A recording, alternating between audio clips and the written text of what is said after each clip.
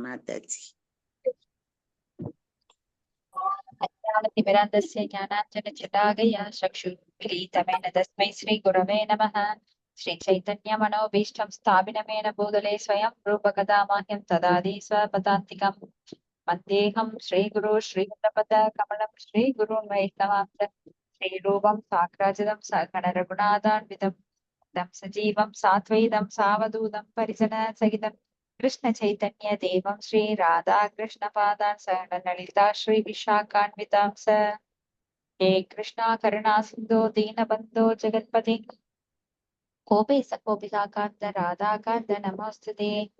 तप्त काञ्चन गौरांगी राधा वृन्दावनेश्वरी वर्षभानुसुते देवी प्रणमामि हरिप्रिये। वाञ्छाकल्पतरुश्च कृपा सिन्धुभ्यो पतितानां पावनेभ्यो वैष्णवेभ्यो नमो नमः। श्री कृष्ण चैतन्य प्रभु नित्यानंद श्री अद्वैत गदाधर श्रीवासादि गौरभक्त वृंदा। हरे कृष्ण कृष्ण कृष्ण हरे हरे हरे राम राम राम हरे हरे। नारायणं नमस्कृत्यं नरं चैव नरोत्तमं देवीं सरस्वतीं व्यासं ततो जयमुदीरयेत्। नष्टप्रायेषु अभद्रेषु नित्यं भागवत सेवया भगवती उत्तमश्लोके भक्तिर्भवति नैष्टिकी। मुखं करोति वाचालं पुङ्गं लङ्घयते गिरिं यत्कृपातमहं वन्दे श्रीगुरुं दीनतारिणं परमानन्दं माधवं श्रीचैतन्य ईश्वरम्।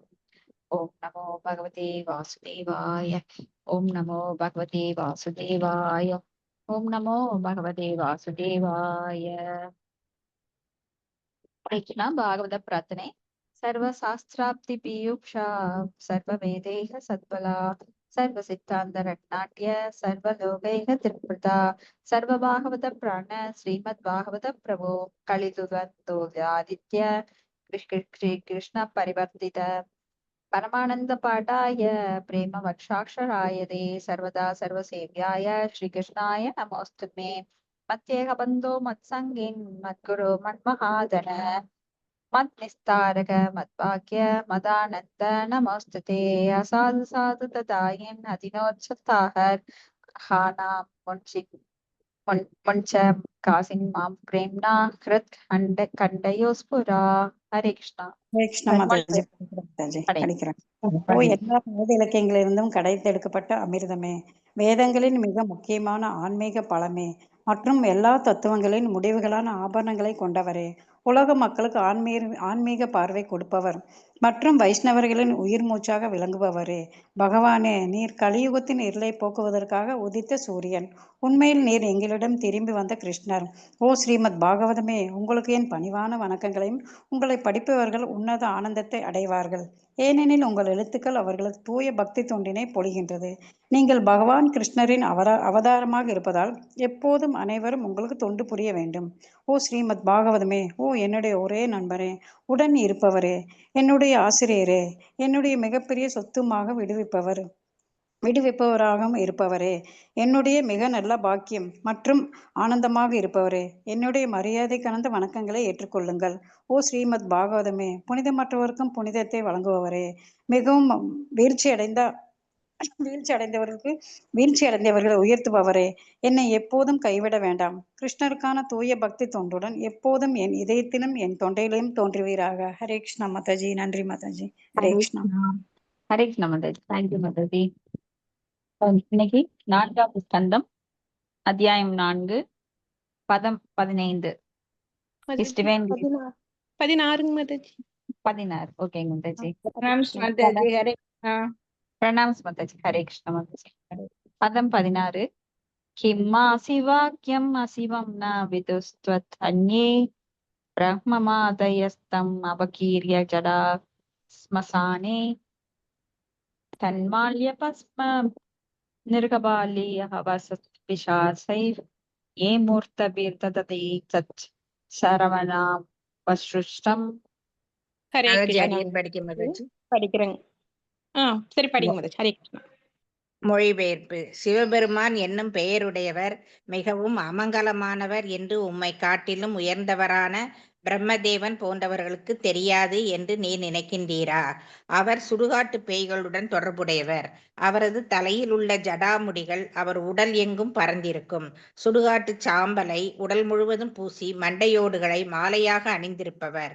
இது போன்ற அமங்கல சின்னங்கள் அனைத்தும் அவரிடம் இருந்தாலும் பிரம்மதேவன் போன்ற மிக உயர்ந்தவர்கள் கூட சிவபெருமானது திருவடித் தாமரைகளில் இருந்து விழும் மலர்களை தம் தலை மீது வைத்து அவரை பெருமைப்படுத்துகின்ற உண்மை நீர் அறியாததா? பொருளுரை: சிவபெருமான் போன்ற உயர்ந்தவர்களை நிந்திப்பது பயனற்றது ஆகும். தனது கணவனின் உயிர்வினை நிறுவுவதற்காக சதியினால் இது இங்கே குறிப்பிடப்படுகிறது. முதலில் அவள் நீர் சிவபெருமானை அவர் சுடுகாட்டில் உள்ள பேய்களுடன் தொடர்புடையவர் என்பதினாலும் பிணங்களை எரித்து சாம்பலை உடலில் அணிந்திருப்பதினாலும் மனிதர்களின் மண்டையோடுகளை மாலையாக அணிந்திருப்பதினாலும் அவரை அமங்கலமானவர் என்று அழைத்தீர். அவரிடமுள்ள குறைகளை நீர் எடுத்து காட்டினீர். ஆனால் அவரது நிலையோ மிகவும் உன்னதமானது என்பதை நீர் அறியவில்லை. அவர் அமங்கலமானவராக தோன்றினாலும் பிரம்மதேவனை போன்ற உயர்ந்த சான்றோர்கள் எல்லாம் அவரது திருவடித்தாமையிலிருந்து விழும் தூசிக்கு கூட உயர்ந்த மரியாதை அளிப்பதோடு உம்மால் கண்டிக்கப்படும் மாலையினை மிக்க மரியாதையுடன் தங்கள் தலைகளின் மீது ஏன் அவர்கள் இட வேண்டும் என்று கேட்கிறாள். சிவபெருமானின் மனைவியான சதி கற்புக்கரசி ஆதலினால் அவரது சிறப்பினை அவள் எண்ணியபடி மட்டுமின்றி உண்மைகளை கொண்டும் நிறுவுவது அவள் கடமையாகிறது. சிவபெருமான் ஒரு சாதாரண உயிர் பொருள் அல்லர். இது வேதங்களின் முடிவாகும். அவர் முழுமுதற் கடவுளுக்கு இணையான நிலையிலும் இல்லை, சாதாரண உயிர்களுக்கு இணையான நிலையிலும் இல்லை. பிரம்மதேவன் எப்போதும் சாதாரண உயிராகவே விளங்குபவர். பிரம்மதேவனின் பதவிக்கு சாதாரண உயிர்கள் கிடைக்காத பட்சத்தில் பகவான் விஷ்ணுவின் அவதாரம் அதனை அலங்கரிக்கும்.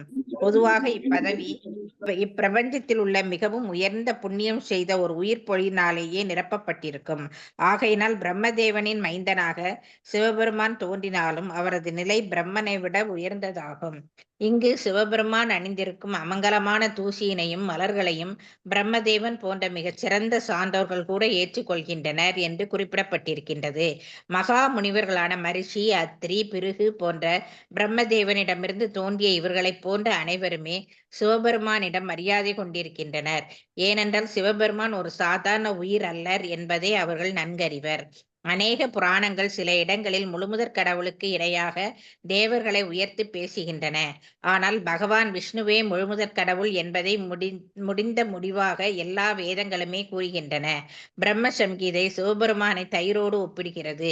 தயிர் பாலிலிருந்து வேறானதன்று. பாலே தயிராக மாறுவதனால் ஒரு வகையில் தயிர் கூட பால்தான்.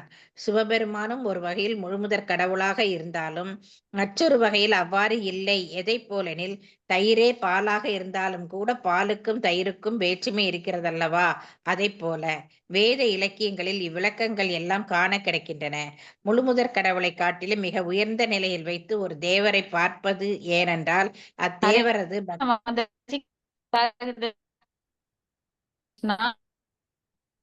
ஹரே கிருஷ்ணா மாதாஜி. அத்தேவரது ஒரு தேவரை பார்ப்பது ஏனென்றால் ஹரே கிருஷ்ணா அத்தேவரது பக்தனின் கவனத்தை அவர்பால் ஈர்ப்பதற்காகவே என்று பொருள் கொள்ள வேண்டும். பகவத்கீதை கூட 9.25 ஒருவன் ஒரு குறிப்பிட்ட தேவரை வழிபடுவானாகில் எல்லோர் மனத்திலும் வீற்றிருக்கும் முழுமுதற் கடவுள் மேலும் மேலும் அவனை அத்தேவரிடத்தில் பற்று வரச் செய்து முடிவாக அத்தேவர் உலகையே அவனும் அடையும்படி செய்கிறார். யாந்தி தேவ விரத தேவான். தேவ விரதிகள் தேவரை அடைவர். முழுமுதற் கடவுளை வணங்குவோர் ஆன்மீக உலகினை அடைவர். இது வேதங்களில் பல்வேறு இடங்களில் குறிப்பிடப்படுகின்றது. சதியினால் இங்கே சிவபெருமான் பாராட்டப்படுவது ஏனென்றால் தனது கணவனான சிவபெருமான் மீது அவளுக்கு இருக்கும் மரியாதை ஒன்று. பிரம்மதேவன் உள்ளிட்ட சாதாரண உயிர்களை விட அவர் உயர்ந்தது மற்றொன்று ஆகும். பிரம்மதேவராலேயே சிவபெருமானின் சிறப்பு ஏற்றுக்கொள்ளப்பட்டிருக்கும் பொழுது சதியின் தந்தையான தட்சனும் அதனை ஏற்றுக்கொண்டிருக்க வேண்டும். இதுதான் சதியின் வாதம். சதி தன் கணவனான சிவபெருமானிடம் தன் தாயினையும் சகோதரிகளையும் காண்பதற்காகவே தன் தந்தை இல்லத்திற்கு போக விரும்புகிறேன் என்று மன்றாடியதில் உண்மை இல்லை. தன் தந்தையான தட்சன் சிவபெருமானிடம் கொண்டிருக்கும் காழ்ப்புணர்ச்சியினால் ஒரு பயனும் இல்லை. அதனால் அதனை கைவிட்டு அவரிடம் சமாதானமாக நடந்து கொள்ளும்படி செய்ய வேண்டும் என்பதே அவளது உள்மன கருத்தாகும். அவளது முக்கியமான நோக்கமும் அதுதான். அவ்வாறு செய்ய இயலாத நிலையில் தன் தந்தையினால் பெற்ற உடலை அவள் துறந்த வரலாறு பின்வரும் ஸ்லோகங்களில் விளக்கப்பட்டிருக்கிறது. ஹரே கிருஷ்ணா மாதாஜி. தேங்க்யூ. தேங்க்யூ மாதாஜி. இப்ப சிவபெருமான் அப்படின்னான மங்களகரமானவர். ஆனா இங்க பார்வதி தேவி தக்ஷனிடம் தன் தந்தையிடம் கேட்கிறாரு, சிவபெருமான்னா நீ அமங்கலமானவர்னு நினைச்சிட்டேன். ஏன்னா அவர் வந்து சுடுகாட்டு பேய்களுடன் ஜடாமுடியோட எப்பவும் சாம்பலை பூசிட்டு சுடுகாட்டு சாம்பலை பூசிட்டு மண்டையோட இருக்கிறதுனால நீ அவரை பத்தி தப்பா நினைச்சிருக்கிற, அமங்கலமானவர்னு. அப்போ பிரம்மதேவன் போன்ற மிக உயர்ந்தவர்கள் கூட சிவபெருமானது திருவடி தாமரைகளில் இருந்து விழும் மலர்களை தம் தலை மீது வைத்து அவரை பெருமைப்படுத்துகின்ற உண்மை உனக்கெல்லாம் தெரியாதா அப்படின்னு அவங்க கேட்டுட்டு இருக்காங்க. ஏன்னா தக்ஷன் வந்து இங்க யாகத்துல அவரை கூப்பிடாம அவமானப்படுத்தி அவருக்கு யாகத்துல அவிர்வாகம் கொடுக்காம சாபம் விட்டு அவரை நிராகரித்து ஒரு தூய வைஷ்ணவரை வந்து அபராதம் பண்ணி ஒரு யாகம் பண்ணினா எப்படி அது வந்து முழுமை அடையும்? ஏன்னா பகவான் என்ன சொல்லியிருக்கார், அடியாருக்கு அடியாராக தாசானு தாசனாக இருக்க சொல்லியிருக்கிறாரு தவிர என்ன அடியவர்களை நிந்தித்து நீ எனக்கு வந்து கொடுக்கணும், நீ வந்து யாகம் பண்ணணும் அப்படின்னு அப்புறம் எப்பவுமே அவர் சொல்லல. ஆனா இங்க எல்லாமே தப்பு தப்பா செஞ்சுட்டு இருக்கான் தக்ஷன். அதனால கோபம் அடைந்த பார்வதி தேவி அவங்க அப்பாவை எதிர்த்து இப்ப கேள்விகள் கேட்கிறாங்க. இப்ப பிரம்மதேவர்கிட்ட இருந்துதான் சிவபெருமான் தோன்றினார் என்றாலும் பிரம்மதேவரை விட மிக உயர்ந்த நிலையில் இருக்கிறார். இப்போ எப்படி வந்து கிருஷ்ணா தேவகியிடமிருந்து தோன்றினாலும் யசோதையிட்டிருந்து வளர்ந்தாலும் தந்தைக்கும் தாய்க்கும் அவர் பணிவிடை செய்தாலும் அவங்கள விட உயர்ந்த நிலை பகவான் முழுமுதற் கடவுள் அவர். ஆனால் சாதாரண ஆத்மாக்கள் ஜீவராசிகள் வேறு, சிவ தத்துவம் வேறு, விஷ்ணு தத்துவம் வேறு. விஷ்ணு தத்துவம் அப்படிங்கிறது பகவான் கிருஷ்ணரிடம் இருந்து வந்த விரிவங்கம். சிவபெருமான் அதே போலத்தான் குணாவதாரமாக வருகிறார். அப்ப குண அவதாரமாக அவர் அழிக்கும் தொழிலை செய்கிறார். இதுக்கிடையில அவர் என்ன பண்றாருன்னா ஆசுதோஸ் அப்படின்னா மிகவும் கருணை உள்ளவர். தன்னை வேண்டுபவர்களுக்கு வேண்டிய வரங்களை கொடுப்பதில் அவர் வந்து சிறந்தவர். அதனாலதான் அசுரர்கள் சிவபெருமானை நோக்கி வேண்டுகிறார்கள். அதே சமயம் அவன் கோபம் வந்தா அழிக்கவும் செஞ்சிடுவார். அதனாலதான் பிரம்மதேவர் கூட சிவபெருமானின் மலர்பாதங்கள் இருக்கின்ற அந்த மலர்களை எடுத்து தன் தலைமையில வச்சுக்கிறார். இப்ப மகா முனிவர்களால மரீச்சி, அத்ரி, பிருகு அவங்க எல்லாம் பிரம்மதேவரிடமிருந்து தோன்றிய இவர்களை போன்ற அனைவருமே சிவபெருமானிடம் மரியாதை கொண்டிருக்கிறாங்க. இப்ப தக்ஷனை தவிர அங்க எல்லாருமே அவர் மேல மரியாதை வச்சிருக்காங்க. ஆனா தக்ஷன் முன்னாடி மரியாதை அவங்க காமிக்கல. ஏன்னா தக்ஷன் கோவப்பட்டுருவான்.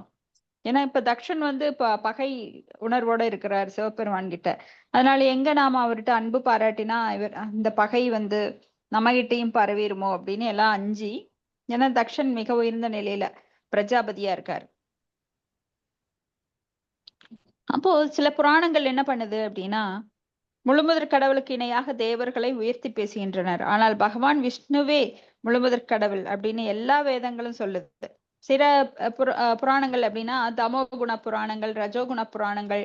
ஏன்னா எல்லாருமே வந்து விஷ்ணுவை வழிபடுறதுக்கு வாய்ப்பு ரொம்ப கம்மிதான். ஏன்னா சத்துவகுணத்தில் இருக்கிறவங்கனாலதான் விஷ்ணு வழிபாடு பண்ண முடியும். ரஜோகுணத்திலும் தமோ குணத்திலும் இருக்கிறவங்களுக்கு வேறு வழிபாடு வேதங்கள்ல சொல்லப்பட்டிருக்கு. இப்போ இங்க வந்து எப்படி ஒரு பால் தயிராக மாறலாம், ஆனால் தயிர் வந்து மீண்டும் பாலாக மாறாது. அது போல இங்க விஷ்ணு தனது விரிவங்கத்தின் மூலமாக சிவனாக மாற முடியும், தயிராக மாற முடியும். ஆனா சிவபெருமான் விஷ்ணுவாக மாற முடியாது. அப்போ 64 குணங்கள் வந்து எப்படி கிருஷ்ணருக்கு இருக்கிறதோ, 60 குணங்கள் விஷ்ணுவுக்கு இருக்கிறதோ, 55 குணங்கள் சிவனுக்கு இருக்கின்றது, 50 குணங்கள் பிரம்மாக்கு இருக்குது. இதே பெர்சன்டேஜ் விதத்துல பார்த்தோம் அப்படின்னா 100% முழுமுதற் கடவுளுக்கு இருக்கு, கிருஷ்ணருக்கு. சோ இந்த சதவீதம் மாறுபடுகின்றது. அப்போ இங்க வந்து தயிரே பாலாக இருந்தாலும் கூட பாலுக்கும் தயிருக்கும் வேற்றுமை இருக்கு. அது போல சிவனுக்கும் விஷ்ணுவுக்கும் வேற்றுமை இருக்கு. எல்லாம் ஒருத்தர் தாங்க அப்படின்னு யாராவது சொல்லுவாங்க, அதெல்லாம் நம்ம நம்ப கூடாது. அப்போ முழுமுதற் கடவுளை காட்டிலும் மிக உயர்ந்த நிலையில் வைத்து ஒரு தேவரை பார்ப்பது அப்படிங்கிறது. ஏன்னா அத்தேவரது பக்தனின் கவனத்தை அவர்பால் ஈர்ப்பதற்காகவே நான் அவங்க மனசுக்குள்ள பரமாத்மாவாக இருந்து அவர்களை அந்த தேவர்களிடம் பக்தி பண்ண சொல்ற அப்படின்னு பகவத்கீதையில 9.25 பகவானே சொல்றார். ஆனா அதையும் சொல்றாரு என்னன்னு, அப்படி தேவர்களை வழிபட்டால் அவர்கள் முட்டாள்கள், அவதிபூர்வகம். அப்போ அவங்க வந்து சில முட்டாள்கள் என்ன நினைக்கிறாங்கன்னா தேவர்கள் தான் எல்லாம் தர்றாங்கன்னு. அவங்க எங்கிருந்து தர்றாங்கன்னா முழுமுதற் கடவுள்கிட்ட இருந்து வாங்கிதான் தர்றாங்க. எப்படி ஒரு பேங்க்ல நம்ம போய் பணம் போட்டு வச்சா அவங்க வந்து மேனேஜர்கிட்ட கேட்டு அவங்க தருவாங்க. அதுக்காக நீங்க தான் எல்லாம் தர்றீங்கன்னு சரணடைய முடியுமா? நாம போட்டதான் கொடுக்குறாங்க. அது போல நமது புண்ணியத்தை தான் தேவர்கள் கிருஷ்ணரிடம் வாங்கி இன்பிட்வீன் புரோக்கர்ஸ் மாதிரி அவங்க செயல்படுறாங்க. அதுக்காக நாம அவங்க காலில் விழுகணுங்கிற அவசியம் கிடையாது. அதற்காக அவங்களை அவமதிக்க வேண்டும் என்ற அவசியமும் நம்மளுக்கு கிடையாது. யார் ஒருவர் முழுமுதற் கடவுளை நாடுகிறார்களோ அவங்களுக்கு இடையில புரோக்கர்ஸே வேண்டியதில்லை. இப்ப நீங்க போய் ஒரு எம்டி தெரியும் அப்படின்னா அங்க போய் வாட்ச்மேன்கிட்ட கேட்டு உள்ள இருக்கிற ஆபீசர்கிட்ட கேட்டு அப்புறம் அவர் பிஏ கிட்ட கேட்டு பர்மிஷன் வாங்கி உள்ள போக வேண்டிய அவசியம் இல்லை. நீங்க என்ன பண்ணுவீங்க, நேரா அவங்களெல்லாம் கடந்து அவங்க டேபிள் எல்லாம் கடந்து நேரா போய் மேனேஜரையும் கடந்து அந்த ஓனர் எம்டியை போய் பார்த்துட்டு வந்துடுவீங்க. அது போல நாமெல்லாம் பகவான் முழுமுதற் கடவுளை பார்க்கறதுக்கு இவங்க அனுமதியெல்லாம் நம்மளுக்கு தேவையே இல்லை. ஏன்னா இவங்கெல்லாம் நம்மளுக்கு ஒண்ணுமே பண்ண முடியாது. இடையில நம்ம செய்த புண்ணியத்தின் பலன்களை சில சமயம் நம்ம சில தேவர்களை வழிபடுறவங்களுக்கு உடனே பலன் கிடைக்கும். எதனாலனா அவங்க புண்ணியத்தின் பலனை பின்னாண்ட கொடுக்க வேண்டியதை எடுத்து முன்னாடி தந்துடுவாங்க அவங்க ரொம்ப கெஞ்சும் போது. அதனால சிலருக்கு தேவர்கள் வழிபாட்டுல லாபம் கிடைக்கலாம். ஆனா அந்த லாபமானது பின்னர் கொடுக்க வேண்டிய லாபத்தை இப்பவே கொடுத்துடுறாங்க, அவ்வளவுதான். அதுக்காக எப்பவுமே நம்மளுக்கு கிடைக்கும்ங்கிற அவசியம் இல்லை. அப்போ இந்த தேவர் வழிபாடு அப்படிங்கிறது நம்மளுக்கு கண்டிக்கப்பட்டிருக்கின்றது. யாந்தி தேவவர்தா தேவான் பித்ருன் யாந்தி பித்ருவர்தாக பூதானி யாந்தி அப்படின்னு சொல்லி யார் யாரை வழிபடுகிறார்களோ, பூதங்களை வழிபடுறவங்க பூதங்களோட லோகத்துக்கு போவாங்க, தேவர்களை வழிபடுறவங்க தேவர்களோட லோகத்துக்கு போவாங்க, முன்னோர்களை வழிபடுபவர்கள் முன்னோரோட லோகத்துக்கு போவாங்க. யார் முழுமுதற் கடவுளை வழிபடுகிறார்களோ அவங்க வந்து வைகுண்ட லோகத்திற்கும் பகவானுடைய கோலோக விருந்தாவனத்திற்கும் செல்வார்கள். ஏன்னா அதுதான் மிக உயர்ந்த இடத்தில் இருக்கின்றது. இப்ப இங்க வந்து சிவபெருமான் பாராட்டப்படுறது எதனாலன்னா, கணவனான சிவபெருமான் மீது பார்வதி தேவிக்கு இருக்கிற சதிக்கு இருக்கிற மரியாதை. அப்ப பிரம்மதேவன் உள்ளிட்ட சாதாரண உயிர்களை விட அவர் உயர்ந்தவர் அப்படிங்கிறதுனாலதான். இப்ப சிவபெருமான் ஜீவராசி கிடையாது, சாதாரண ஜீவராசி கிடையாது. பிரம்மா கூட ஜீவராசி, ஜீவராசிகளில் முதல் ஜீவராசி அவர்தான். பகவானோட நாபி கமலத்திலிருந்து உதித்தாலும் அவர் வந்து ஜீவராசிகளில் முதன்மையானவர். ஆனா சிவன் வந்து சிவ தத்துவம் வேற, விஷ்ணு தத்துவம் வேற, ஜீவ தத்துவம் வேற. இப்ப பிரம்மதேவராலேயே சிவபெருமானின் சிறப்பு ஏற்றுக்கொள்ளப்பட்டிருக்கும் போது சதியின் தந்தையான தக்ஷனும் அதை ஏற்றுக்கொண்டிருக்க வேண்டும். ஏன்னா தக்ஷனுக்கு யார் தந்தை? பிரம்மதேவர். அப்போ ஒரு தந்தை தான் வழிகாட்ட முடியும் தன்னுடைய மகனுக்கு. ஆனா அந்த வழியை அவர் ஏற்றுக்கொள்ளவில்லை, தக்ஷன் ஏற்றுக்கொள்ளவில்லை. அதனால இங்க பல அபராதங்களை அவர் செய்ய நேரிடுது. இப்படி வந்து அவங்க வாதம் செஞ்சிட்டு இருக்காங்க. எதுக்காக அங்க போனாங்கன்னா தன் தாயையும் சகோதரிகளையும் காண்பதற்காக அவங்க இல்லத்துக்கு ஆசையா போறாங்க. ஆனா சிவபெருமான் மேல கொண்ட குரோதத்தினால அவர் தந்தை தக்ஷன் வந்து சதியை வரவேற்கவில்லை. அது கூட அவங்க பொருட்படுத்தல. ஆனா சிவபெருமான் அங்க அவமானப்படுத்துறத பார்த்துட்டு அவங்களால பொறுக்க முடியல. அதனால அவங்க உடம்பையே விட்டுறாங்க. நீ எல்லாம் ஒரு தந்தையா, நீ கொடுத்த இந்த உடல் எனக்கு வேணுமா அப்படின்னு சொல்லி அவங்க தன்னோட உடையே இப்ப போக்கிக்க போறாங்க. அதை நம்ம பின்னாடி பார்க்க போறோம். பதம் 17. கர்ணன பிதாய நிரயாத் யத் அகல்ப ஈஷே தர்மா விதரி அஸ்ருநேபிர் நிருபிர் அஷ்யமானே சிந்தியாத் பிரஹ்ய ருஷதீம் அசதீம் பிரபுச்சேஸ் ஜிக்வாம் அசூன் அபிததோ லிஷ்ருஜேத் சதர்மஹ. ஹரே கிருஷ்ணா. ஹரே கிருஷ்ணா. படிக்கிற மத்தஜி. படிங்க. மொழிபெயர்ப்பு. சதி தொடர்ந்து கூறினாள், சமய நெறியாளரையும் ஈசனையும் பொறுப்பற்ற தன்மையில் ஒருவனை நிந்திக்கும் போது அவனை தண்டிக்க இயலாதவன் தன் கைகளினால் இரு செவிகளையும் மூடிக்கொண்டு அவ்விடத்தை விட்டு விலக வேண்டும். ஆனால் அவனை கொல்லும் வலிமை ஒருவனுக்கு உண்டென்றால் தூற்றியவனின் நாவினை துண்டித்து அவனை கொல்வதோடு தானும் தன் உயிரை மாய்த்து கொள்ள வேண்டும். பொருளுரை. சதியின் வாதம் என்னவென்றால், சான்றோரை நிந்திப்பவன் மிகவும் இழி பிறப்பினன் என்பதாகும். ஆனால் இதே வாதத்தினை தட்சனும் தான் ஒரு பிரஜாபதி, உலகத்து உயிர்களின் தலைவன், பிரபஞ்சத்து பிரஜாபதிகள் அனைவரினும் சிறந்தோன் ஆகையினால் தனது நிலையும் மிகவும் உயர்வானது. எனவே இதனை சதி ஏற்றுக்கொண்டு தன்னை நிந்திக்க கூடாது என்று கொள்ளலாம். இதற்கான பதில் என்னவென்றால், சதி நிந்திக்கவில்லை, மாறாக தனது கட்சியை நிலைநிறுத்துகின்றாள் என்பதே ஆகும். முடிந்தால் சிவபெருமானை நிந்தித்த தட்சனின் நாவை துண்டித்தும் இருப்பாள். சிவபெருமான் சமய நெறிகளை பாதுகாப்பவர். அவரை ஒருவன் நிந்தித்தான் என்றால் அவனை ஒருவன் கொன்றுவிட்டு தானும் தன் உயிரை மாய்த்து கொள்ள வேண்டும். சிவபெருமானை ஒருவன் நிந்தித்த சொற்கள் தன் காதில் விழுந்த பாவத்திற்காகவே ஒருவன் தன்னை மாய்த்து கொள்ள வேண்டும். இதுதான் முறை. ஆனால் தக்கனோ தன் தந்தை, சதியால் எவ்வாறு அவரை கொல்ல முடியும்? சிவபெருமான் பற்றிய நிந்தனைகள் தன் செவியில் விழுந்ததினால் அது பாவமென்று கருதி சதி தன் உடலை துறக்கிறாள். ஸ்ரீமத் பாகவதத்தில் கூறப்பட்டிருக்கும் அறிவுரை என்னவென்றால், தெய்வத்தை பழிப்போன் அல்லது நிந்திப்போரின் செயல்களை ஒருவன் பொறுத்து கொள்ள கூடாது என்பதாகும். அவன் ஒரு அந்தணனாக இருந்தான் என்றால் தன் உயிரை மாய்த்து கொள்வது அந்தன குற்றம். ஆதலினால் அவ்வாறு நிந்திப்பவனின் வார்த்தைகள் தன் செவியில் விழாதவாறு அவற்றை பொத்திக் கொண்டு அவ்விடத்தை விட்டு அகல வேண்டும். அவன் ஒரு சத்திரியனாக இருந்தான் என்றால் ஒருவனை தண்டிக்கும் உரிமை சத்திரியனுக்கு உண்டு. ஆகையினால் அவன் நிந்தித்தவனின் நாவை துண்டித்து அவனை கொல்லவும் வேண்டும். ஆனால் அவன் வைசியனாகவோ அல்லது சூத்திரனாகவோ இருப்பானாயின் தனது உயிரை மாய்த்து கொள்ள வேண்டும். சதியும் இதுபோல் தனது உடலை துறக்கவே முடிவு செய்தாள். ஏனெனில் அவள் தன்னை வைசிய பிரிவு அல்லது சூத்திர பிரிவை சேர்ந்தவளாக கருதினாள். பகவத்கீதை 9.32 கூறுகிறது, ஸ்திரியோ வைஷ்யாஸ் ததா சூத்ரா என்று. பெண்களும் வைசேரும் சூத்திரரும் ஒரே நிலையுடையவர். ஆகையினால் சிவபெருமான் போன்ற கீர்த்தி பெற்றோரை நிந்திக்கும் வார்த்தைகள் செவியில் விழுந்ததென்றால் வைசேரும் சூத்திரரும் தமது உடலை உடனடியாக துறக்க வேண்டும் என்று பரிந்துரைக்கப்பட்டிருப்பதனால் சதியும் தனது உடலை துறந்துவிட தீர்மானித்தாள். தேங்க்யூ மாதாஜி. ஹரே கிருஷ்ணா. தேங்க்யூ மாதாஜி. ஹரே கிருஷ்ணா.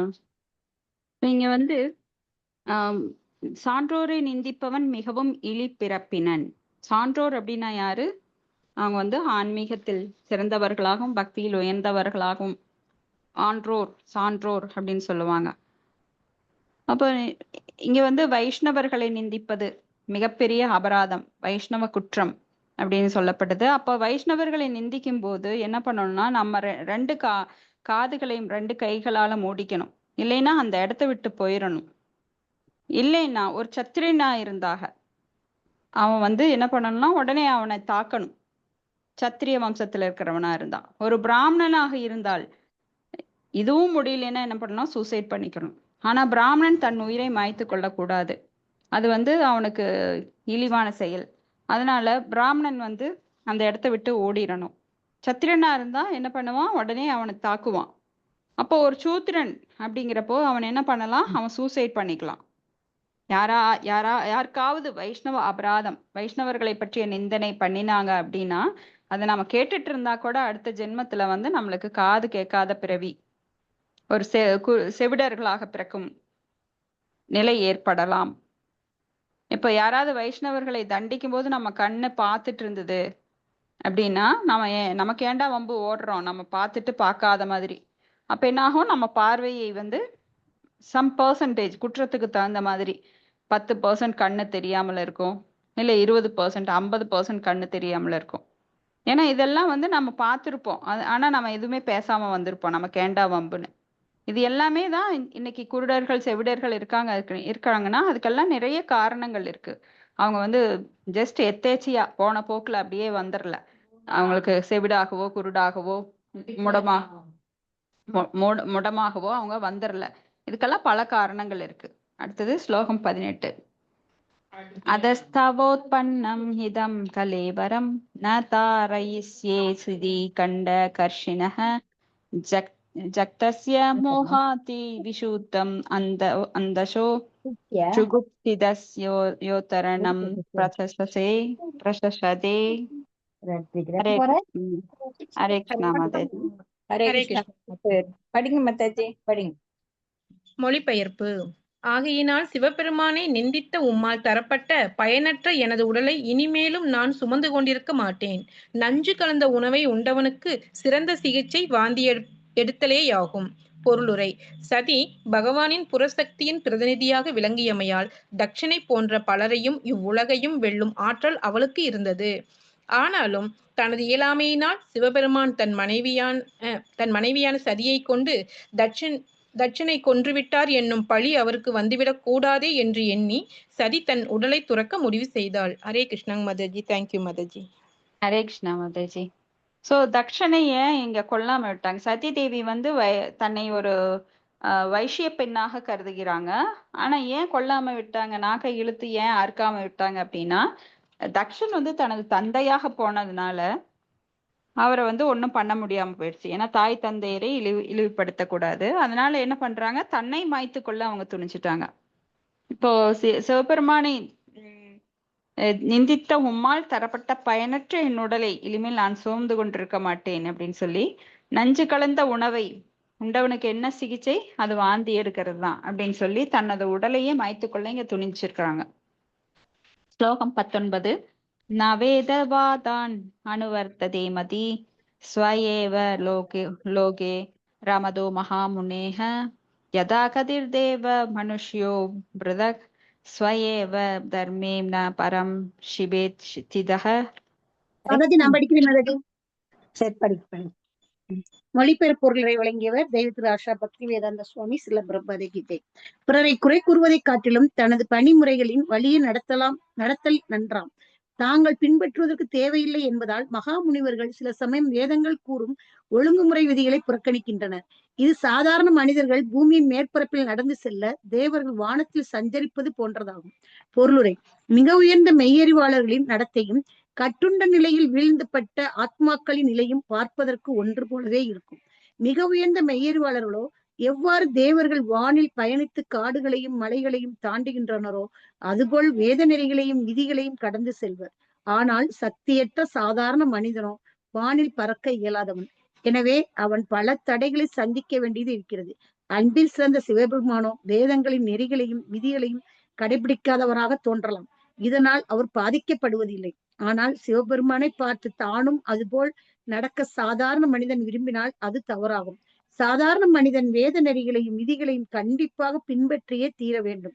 ஆனால் மெய்யறிவு நிலை எய்தியவர் அவ்வாறு இருக்க தேவையில்லை. சிவபெருமான் வேத நெறிமுறைகளை பின்பற்றவில்லை என்று தட்சன் குற்றம் சாட்ட சதி அவற்றை பின்பற்ற வேண்டிய அவசியம் இல்லை என்று கூறுகிறார். சூரியனை போலும் நெருப்பை போலும் சக்தி மிக்கவர் என்று ஒருவரை குறிப்பிடும் பொழுது அங்கு சுத்தத்தை பற்றியோ அசுத்தத்தை பற்றியோ கேள்வி எழுவதில்லை. சூரிய ஒளி அசுத்தமான இடத்தை கூட தூய்மைப்படுத்தும். ஆனால் அதே சமயம் ஒருவர் அவ்விடத்தை கடந்து சென்றால் அவர் பாதிக்கப்படுவார். சிவனை போல் தானும் ஆக வேண்டும் என்று யாரும் முயற்சி செய்யக்கூடாது. மாறாக தனக்குரிய பணிமுறைகளை ஒருவன் கண்டிப்பாக பின்பற்ற வேண்டும். சிவபெருமான் போன்ற உயர்ந்தவரை ஒருவன் தூற்றவும் கூடாது. ஹரே கிருஷ்ணா. தேங்க்யூ மாதாஜி. ஹரே கிருஷ்ணா. தேங்க்யூ மாதாஜி. அப்போ நாம இங்க வந்து உயர்ந்த ஒரு நிலையில் இருக்கின்ற சுத்த சத்துவ நிலையில் வசுதேவ சப்திதம் வசுத்தம் அந்த வசுதேவ சப்திதம் அப்படிங்கிற வசுதேவ நிலையில் இருக்கின்றவர்களுடன் நாம் சாதாரண மனிதர்கள் போட்டி போடக்கூடாது. ஏன்னா கண்ணால பாக்குறதுக்கு வந்து எல்லாருமே ஒரே மாதிரி தான் இருக்காங்க. அவங்களும் சாப்பிடுறாங்க, தூங்குறாங்க, அவங்களும் குளிக்கிறாங்க, இந்த மாதிரி அவங்களும் இருக்காங்க. அதனால நாமளும் அவங்களும் ஒண்ணு அப்படிங்கிற புறக்கண்களை கொண்டு எடை போடக்கூடாது. ஏன்னா அவர்கள் உணர்வால் பக்தியில் மிக உயர்ந்த நிலையில் இருக்கிறவங்களுக்கு வெளியில வேறுபாடு தெரியாது. இப்ப நம்ம குரு மகாராஜ் இருக்கிறார், அவர் வந்து வீல் சேர்ல தான் இருக்காரு. ஆனா நாம பார்த்துட்டு சரி ஒரு சாதாரண மனிதர், இவருக்கு நோய் வருது அப்படின்னால நினைக்க கூடாது. ஏன்னா அவர் உடல் தளத்தை கடந்தவர், அவர் உடல் தளத்துல கிடையாது. சோ சிலரெல்லாம் என்ன பண்றாங்கன்னா இப்படி பக்தர்களுடன் தங்களை வந்து சமமாக பார்த்து கொண்டு வந்து குறைமதியுடையவர்கள் அவங்கள குறைவாக மதிப்பிடுவார்கள்.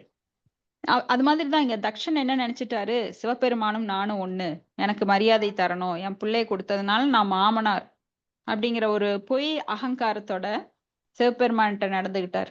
அது எவ்வளவு ஒரு பாதிப்பை ஏற்படுத்துறதுங்கிறது அவருக்கு தெரியல. வைஷ்ணவ அபராதம் எவ்வளவு பெரிய குற்றத்தை நாம செய்யறோம் அப்படிங்கறது அவருக்கு தெரியல. ஏன்னா அவருக்கு ஒரு பொய் அகங்காரம்.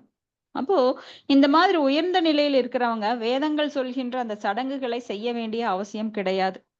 இப்ப சாதாரணமா பிராமணர்களா பாத்தீங்கன்னா காலையில போய் குளத்துல குளிச்சுட்டு அவங்க வந்து அந்த பூநூல் எல்லாம் தொட்டு சூரிய நமஸ்காரம் பண்ணி காயத்ரி மந்திரம் எல்லாம் சொல்லிட்டு அப்புறம் வீட்டுக்கு வந்து சாப்பிடுவாங்க, பூஜை எல்லாம் முடிச்சுட்டு சாப்பிடுவாங்க. அதெல்லாம் வந்து எல்லாருக்கும் ஒரே ரூல்ஸ் அண்ட் ரெகுலேஷன் எல்லாம் கிடையவே கிடையாது. நம்ம ஒரு ஸ்லோகம் கூட படிச்சிருக்கிறோம் இல்லைங்களா, பாகவத்துல 11வது காண்டத்தில் இருக்குது. தேவர்சி பூதாப்த நிரூணாம் பித்ருணாம்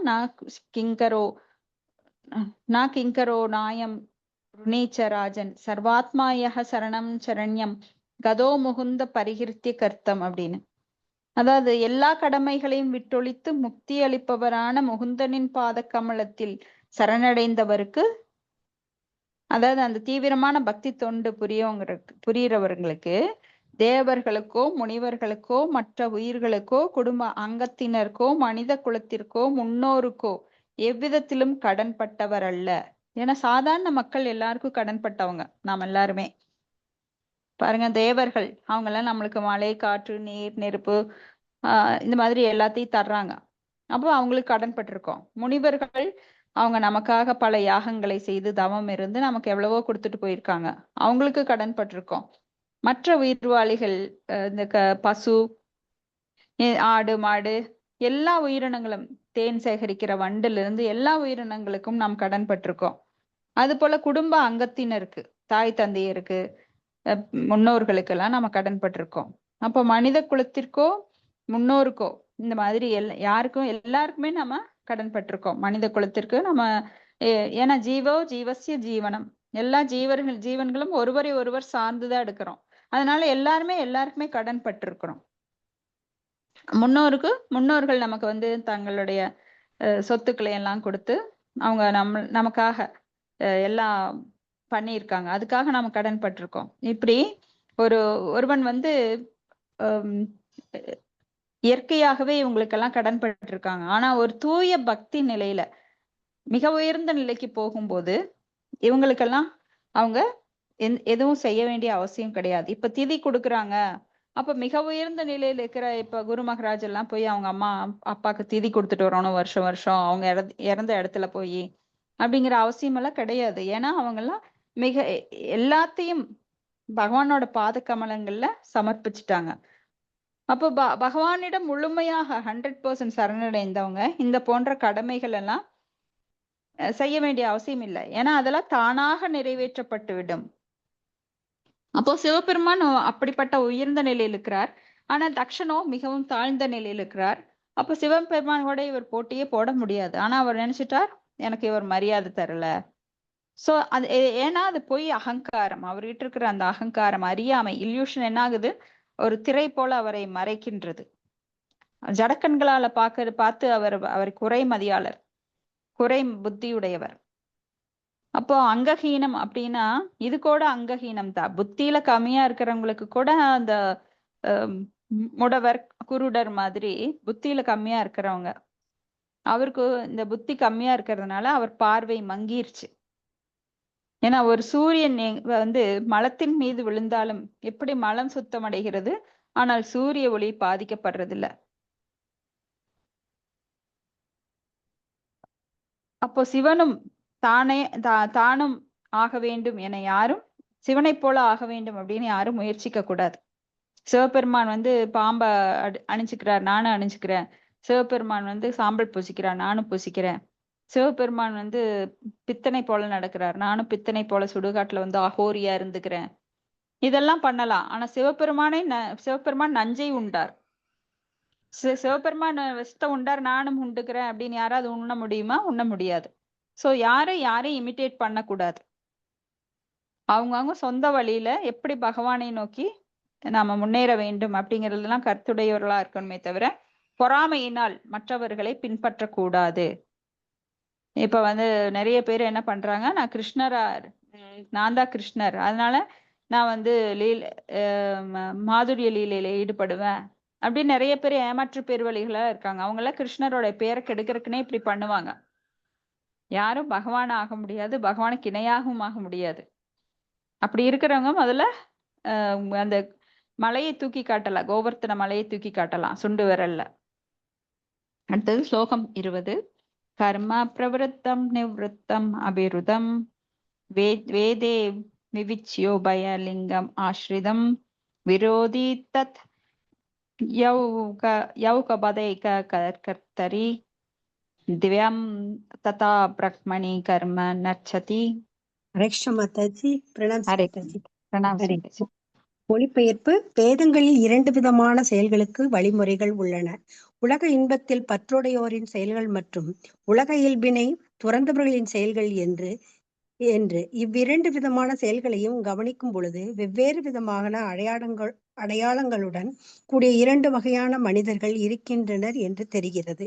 2 விதமான செயல்களையும் ஒரே மனிதரிடம் காண விரும்பினால் அது முரண்பாடாகும். ஆனால் உன்னத நிலையில் இருக்கும் ஒருவனால் இவ்விரண்டு விதமான செயல்களும் புறக்கணிக்கப்படலாம்.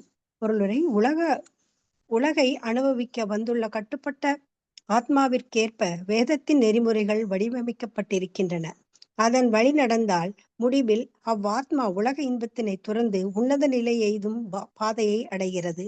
4 வகையான சமுதாய பிரிவுகள் பிரம்மச்சாரியம், கிரகஸ்தம், வானப்பிரஸ்தம் மற்றும் சந்நியாசம் போன்றவை ஒருவனை படிப்படியாக உன்னத வாழ்விற்குரிய உயர்வினை அடையச் செய்கின்றன. கிரகஸ்தன் அல்லது இல்லறத்தானின் செயல்களும் ஆடைகளும் சந்நியாசி அல்லது துறவிடமிருந்து வேறுபாடு உடையதாக இருக்கும். ஒரு மனிதன் ஒரே சமயத்தில் இவ்விரண்டு நிலைகளையும் கடைபிடிக்க முடியாது. ஒரு துறவி ஓர் இல்லறத்தானை போல் நடக்க முடியாது. அதுபோல் ஓர் இல்லறத்தானால் ஒரு துறவியைப் போல் செயல்பட முடியாது. இவ்வாறு உலகச் செயல்களில் ஈடுபடுவோர் மற்றும் அச்செயல்களை துறந்தோர் என்னும் இந்த இருவருக்கும் மேலாக ஒருவர் இருக்கிறார். அவர் இவ்விருவரையும் காட்டிலும் உன்னதமானவர். சிவபெருமான் உன்னத நிலையில் இருப்பவர். ஏனென்றால் முன்பே கூறியது போல் அவர் எப்போதும் தனக்குள் பகவான் வாசுதேவரை பற்றிய நினைவிலேயே ஆழ்ந்திருப்பவர். ஆகையினால் இல்லறத்தானின் செயல்களும் துறவியின் செயல்களும் அவருக்கு பொருந்துவது இல்லை. அவர் வாழ்வின் மிக உயர்ந்த நிலையான பரமஹம்ச நிலையில் இருப்பவர். சிவபெருமானின் இவ்வுன்னத நிலை பற்றி பகவத்கீதையும் 2:52-53 குறிப்பிடுகிறது. பலனை பற்றி கருதாது பகவானின் உன்னதமான பக்தி தொண்டில் முழுவதும் ஈடுபடும் பொழுது ஒருவர் மனவாசகம் கடந்த நிலையினை அடைகிறார்.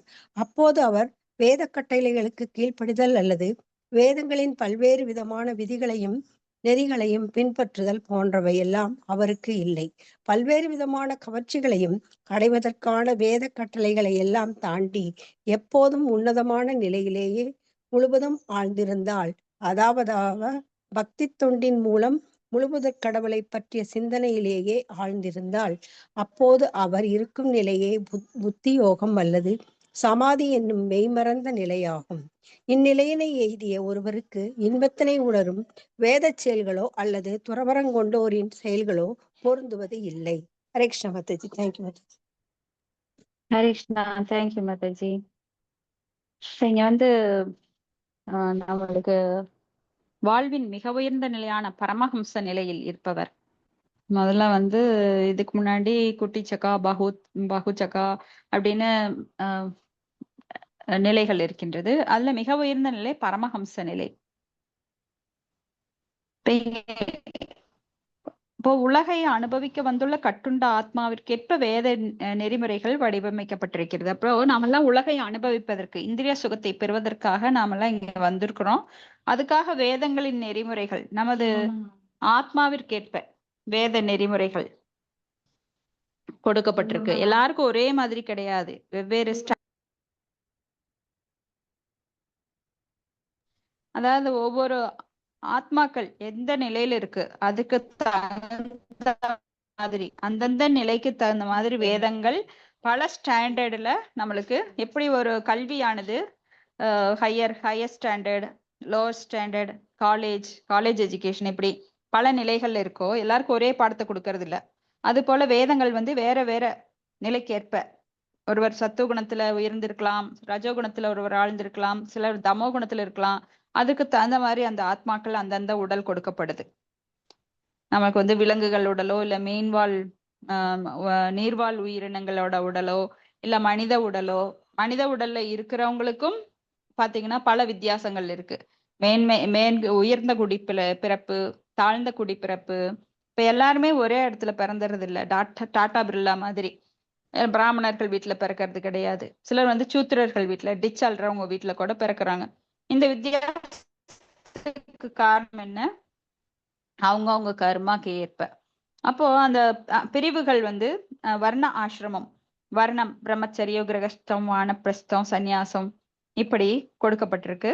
அப்போ ஒருவனை படிப்படியாக உன்னத வாழ்வுக்கு உயர்த்தறதுக்குத்தான் வேதங்கள். அது வந்து ஆரம்ப நிலை. வேதங்கள்ல இந்த வர்ணாசிரமம் வந்து ஆரம்ப நிலை. ஆனா இறுதி நிலை என்ன? யக்ஞவை விஷ்ணுகு, விஷ்ணுவே இறுதி அப்படின்னு சொல்லி வேதங்கள் மறைமுகமாக உணர்த்துகிறது. வேத அந்தம் அப்படின்னா என்ன? வேதம் அப்படின்னா அறிவு, அறிவின் முடிவு. அந்தம் என்றால் முடிவு. அறிவின் முடிவு என்னவென்றால் விஷ்ணுதான். அப்ப விஷ்ணு வழிபாடு மிக உயர்ந்த நிலையில சத்துவகுணத்துல செய்யப்படுவது. அப்போ இங்க வந்து கிரகஸ்தன் அல்லது இல்லறத்தானின் செயல்களும் ஆடைகளும் சந்நியாசி அல்லது துறவியிடமிருந்து வேறுபடுவதாக இருக்கும். கிரகஸ்தன் வந்து மனைவி, குழந்தைகள் அப்படின்னு இருப்பாங்க. ஆனா சன்னியாசிகள் என்ன பண்ணுவாங்க? எல்லாவற்றையும் துறந்து விடுவார்கள். அப்போ ஒரு மனிதன் ஒரே சமயத்துல இந்த ரெண்டையுமே கடைபிடிக்க முடியாது. இல்லறத்தானாகவும் இருக்க முடியாது, எல்லாத்தையும் துறந்து இருக்க முடியாது. அது போல ஒரு இல்லறத்தான் வந்து ஒரு துறவி போல செயல்பட முடியாது. எனக்கு குழந்தையும் வேண்டாம், மக்களும் வேண்டாம் அப்படின்னு ஒரு குடும்பத்துக்குள்ள இருந்துட்டே சொல்ல முடியாது. அது போல ஒரு இல்லறத்தால் ஒரு துறவி போல செயல் முடியாது. இவ்வாறு உலகச் செயல்களில் ஈடுபடுவோர் மற்றும் அச்செயல்களை துறந்தோர் எனும் இந்த இரண்டிற்கும் மேலாக ஒருவர், அவர்தான் சிவபெருமான், உன்னதமானவர் அவர். ஏன்னா அவர் வந்து தனக்குள் வாசுதேவரை பற்றி எப்பொழுதும் அந்த நினைப்பிலேயே இருக்கிறார். அதனால இந்த இல்லத்தான் செயல்களோ துறவின் செயல்களோ அவருக்கு பொருந்தாது. அவர் வந்து கிரகஸ்தாவும் இல்ல, துறவியும் கிடையாது. பரமஹம்ச நிலையில எப்பொழுதும் இருக்கிறார். இப்ப பலனை பற்றி கருதாது பகவானின் உன்னதமான பக்தி தொண்டில் முழுதும் ஈடுபடும் பொழுது ஒருவர் மனவாசகம் கடந்த நிலையில் அடைகிறார். இப்ப பலனை பற்றி கருதாது. ஏன்னா பகவான் சொல்றாரு, கர்மனோ அதிகாரஸ்த மா பலேஷு கதாசுன அப்படின்னு. உன்னை கர்மம், அதாவது செயல் செய்ய மட்டும்தான் அதிகாரம் இருக்கோ தவிர அதன் பலனில் உனக்கு வந்து எந்த அதிகாரம் கிடையாது அப்படின்றார். ஆனா இங்க வந்து பலன் கருதும் செயல்ல தான் நாம எல்லாம் ஈடுபட்டு இருக்கிறோம். ஆனா சிலர் வந்து அதை தியாகம் பண்ணும்போது என்ன ஆகுதுன்னா, அந்த பலன்களுக்கு அவர்கள் பலனை அனுபவிப்பது கிடையாது. ஒண்ணு அது வந்து புண்ணிய பலனோ அல்லது பாவ பலனோ கிடைக்கும். அப்ப அந்த பலன்கள் எரிக்கப்பட்டு விடும்போது அங்க எதுவுமே இருக்காது. அப்ப என்ன ஆகும்? நம்மளுக்கு பிறவி இருக்காது. ஏன்னா புண்ணியம் இருந்தா அதை அனுபவிக்கிறதுக்கு பிறவி எடுக்கணும். புண்ணியம் பண்ணும்போது கண்டிப்பா பாவமும் வரும். ஏன்னா பாவம் செய்யாம இந்த ஜட உலகுல யாராலும் இருக்கவே முடியாது. தெரிஞ்சோ தெரியாமலோ பாவங்கள் சேர்ந்து கொண்டு இருக்கும்.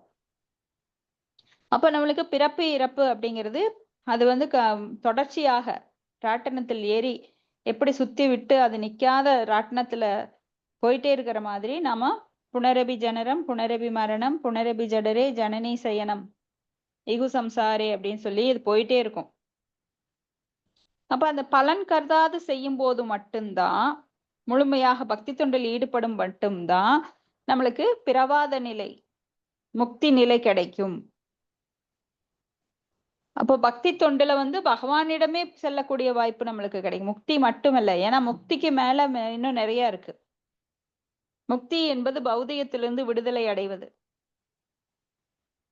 ஆனா அதுக்கு மேல பகவானோட லோகத்துக்கு போகணும்னா நம்ம பக்தியில இருக்கணும். அப்ப பகவானிடம் பக்தி செய்யும் போது மட்டுமே நாம் பகவான் லோகத்திற்கு போக முடியும். இப்ப பல்வேறு விதமான கவர்ச்சிகளையும் அடைவதற்கான வேத கட்டளைகளை எல்லாம் தாண்டி எப்பொழுதும் உன்னதமான நிலையிலே முழுதும் ஆழ்ந்திருப்பதால் அதாவது பக்தி தொண்டின் மூலம் முழுமுதற் கடவுளை பற்றிய சிந்தனையில் ஆழ்ந்திருப்பதால் அப்போது அவர் இருக்கும் நிலையே புத்தி யோகம். ஏன்னா பலன் கருதும் செயல்ல, அதாவது வேதங்கள் என்ன சொல்லுதுன்னா, கர்ம காண்டியம் மாதிரி இதை செஞ்சா அது கிடைக்கும், அதை செஞ்சா இது கிடைக்கும், அந்த சாமி கும்பிடுங்க, இந்த சாமி கும்பிடுங்க, இப்படி விரதம் இருங்க. இப்போ சனி பகவானுக்கு என்ன பண்றாங்க, எள்ளு தீபம் ஏத்துவாங்க, நல்லெண்ணெய் கொண்டு போவாங்க, இதெல்லாம் செஞ்சா பிரீத்தி கிடைக்கும் அப்படின்னு சொல்லுவாங்க. அதெல்லாம் வேதங்கள்ல சொல்லப்பட்டிருக்கு. ஆனா இதையெல்லாம் கருதாது யார் ஒருவர் முழுமுதற் கடவுளுக்கு தனது முழு அன்பையும் செலுத்தி பக்தி தொண்டில் ஈடுபடுகிறானோ அவங்க என்ன பண்றாங்க, புக்தி யோகத்தில் ஈடுபடுறாங்க. சிவபெருமான் நிலை அங்க அதுதான். அவர் எந்த ஒரு ஜட செயலுக்கும் ஆசைப்படுறது கிடையாது, எப்பொழுதும் பகவானோட ஆழ்ந்த சிந்தனையிலேயே இருக்கிறார். அடுத்த ஸ்லோகம் 21.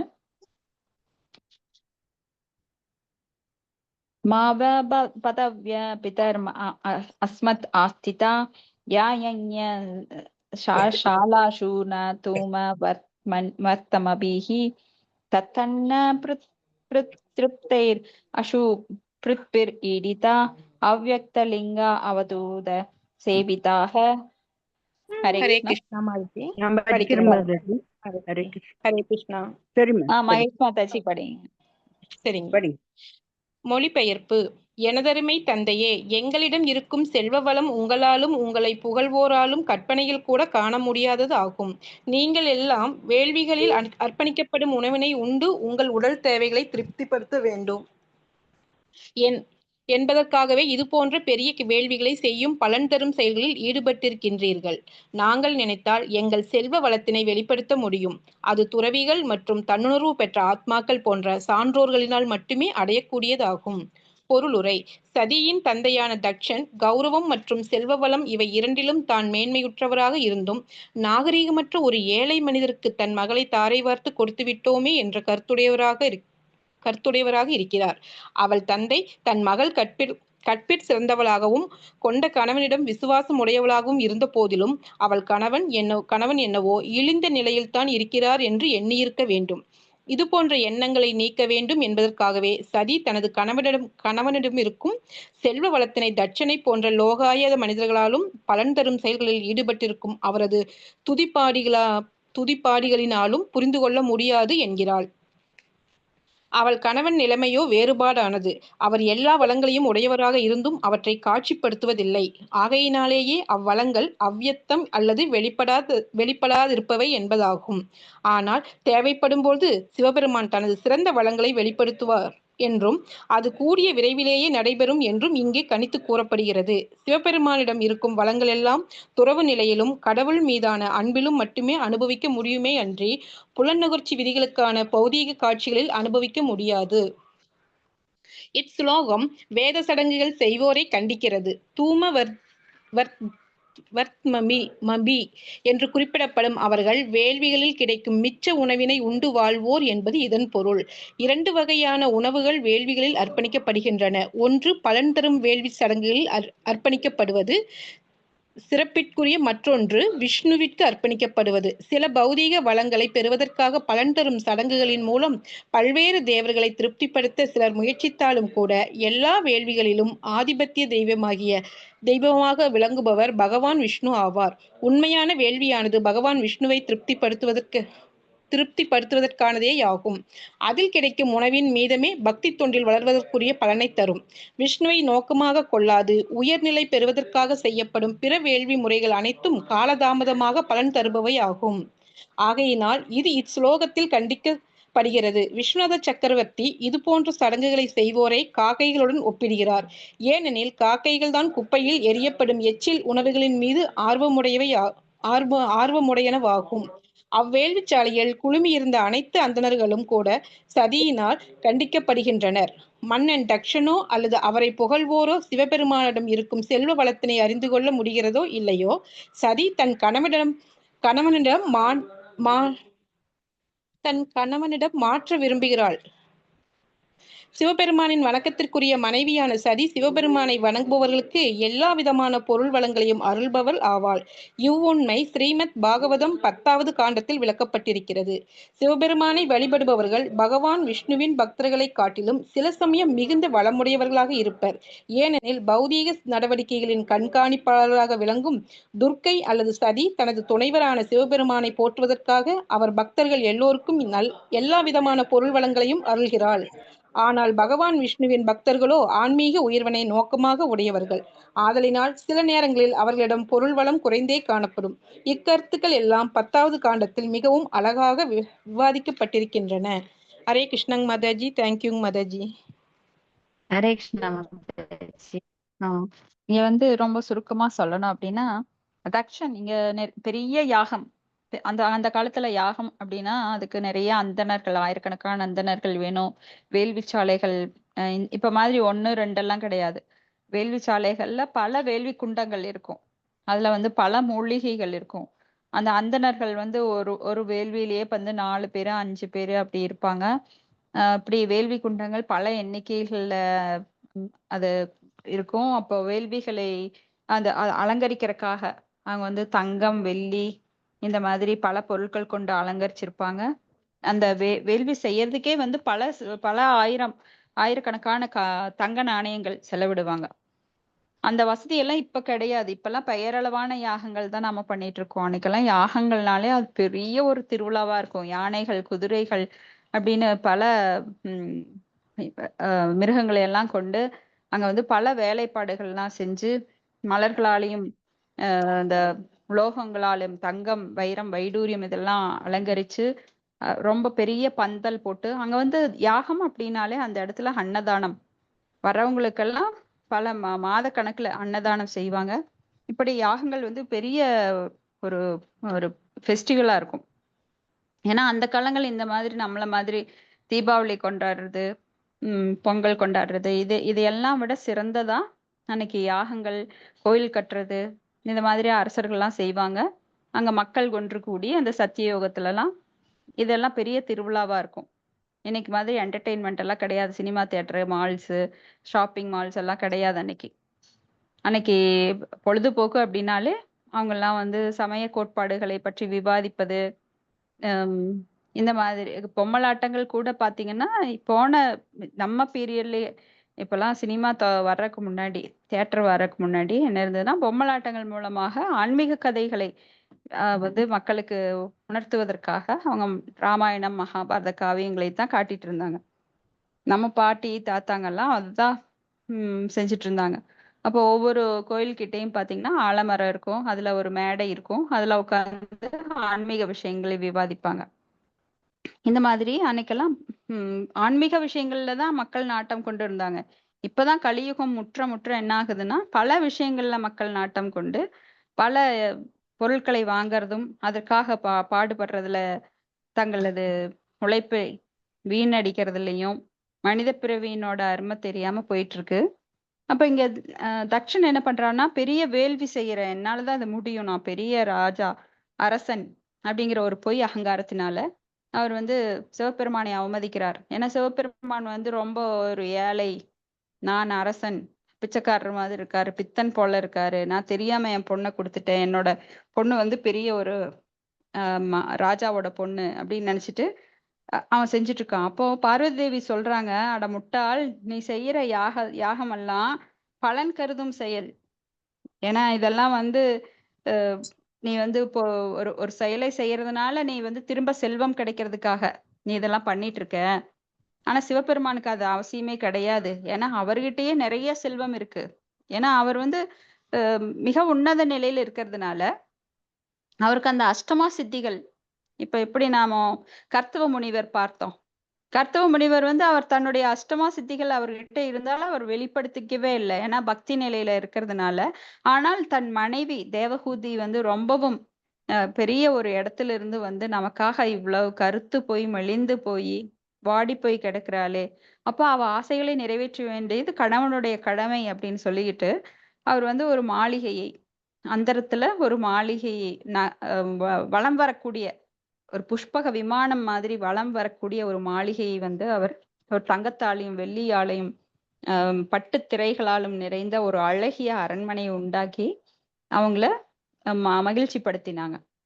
அது போல இங்க சிவபெருமானால் எது வேணா செய்ய முடியும். எல்லா செல்வமும் அவரிடம் இருக்கிறது. அட முட்டாளே, நீ மதிப்பு கொடுக்கலைன்னா அவர் ஒண்ணும் தாழ்ந்து போயிடுறது கிடையாது. ஏன்னா ஒரு வைஷ்ணவர் தன்னை நான் இவ்வளவு உயர்ந்தவன்னு என்னைக்குமே வெளிப்படுத்திக்க மாட்டாங்க. ரொம்ப அடக்கமாகவும் அமானித்துவம் அவங்க கிட்ட இருக்கும். இப்படி அவங்க புரிய வைக்கிறாங்க. ஆனா அவர் புரிஞ்சுக்கிட்டாரான்னு தெரியாது. ஆனா இவங்க சொல்றாங்க, நான் சாதாரண பெண் கிடையாது. அவருடைய மனைவி யாரு? துர்கா தேவி, மாயாதேவி. மாயாதேவி என்ன பண்ணுவாங்கன்னா, வணங்குபவர்களுக்கெல்லாம் தன்கிட்ட இருக்கிற சக்தியின் மூலமாக அவங்களுக்கு எல்லா செல்வத்தையும் வாரி வழங்கக்கூடியவங்க. பௌதிகமாக நாட்டம் கொண்டவர்கள் எல்லாருமே சிவபெருமானையும் பார்வதி தேவி தான் வணங்குறாங்க. சோ அவங்களுக்கெல்லாம் பொருள் தர்றது இவங்க தான். அப்படிப்பட்ட அவரை நீ ரொம்ப ஏழைன்னு நினைச்சுக்கிட்டு அவமானப்படுத்திட்டு இருக்கிறியேன்னு சொல்லி இங்க அவங்க நொந்துக்குறாங்க. ஆனா யாரெல்லாம் சிவபெருமானையும் பார்வதேவியும் வணங்குறாங்களோ அவங்க மேல இருக்கிற அக்கறையினால, பாசத்தினால கிடையாது, பொருள் வேண்டி கர்மகாண்டியம் பலன் கருதும் செயல்களில் ஈடுபட்டிருக்கிறவங்க சீக்கிரம் வரம் பெறதுக்காக. ஆனா சிவன் எப்படி சீக்கிரம் வரம் கொடுக்கிறாரோ அப்படி விஷ்ணு கொடுக்கறது கிடையாது. ஏன்னா நம்ம பிரபு சொன்னார் இல்லையா, நமக்கு விஷத்தை அவ்வளவு சீக்கிரம் தன் பிள்ளைகளுக்கு கொடுக்க மாட்டாங்க எந்த பெற்றோரும்.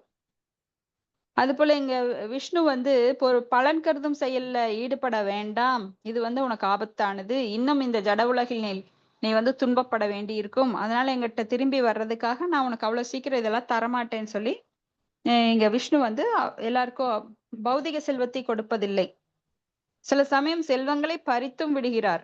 ஏன்னா அவரை நோக்கி நாமெல்லாம் திரும்பணும், ஆதிர் பகிர்முக அப்படின்னு சொல்லி நாம அவரை பார்த்து ரொம்ப திரும்பி முகத்தை திருப்பி பகவானை பார்க்காமயே இருந்துட்டு இருக்கிறோம். அப்ப பார்க்க வைக்கிறதுக்காக சில சமயம் செல்வத்தை நம்ம கிட்ட இருந்து பறிச்சுக்கிறார். அப்ப தேவர் வழிபாட்டுக்கும் விஷ்ணு வழிபாட்டுக்கும் உள்ள நிலை வேறுபாடு இதுதான். அப்போ உயர்ந்த நிலையை அடைவதற்காக நாம் சில தியாகங்களை செஞ்சுதான் ஆகணும். அதற்கு வழிகாட்டுகிறார் விஷ்ணு. அப்ப இதெல்லாம் அவங்க குறிப்பிட்டு காட்டுறாங்க சதி தேவி. ஹரே கிருஷ்ணா. இதோட முடிச்சுக்கலாங்க. உங்களுக்கு ஏதாவது டவுட் இருந்தா மட்டும் நீங்க டிஸ்கஸ் பண்ணலாம்.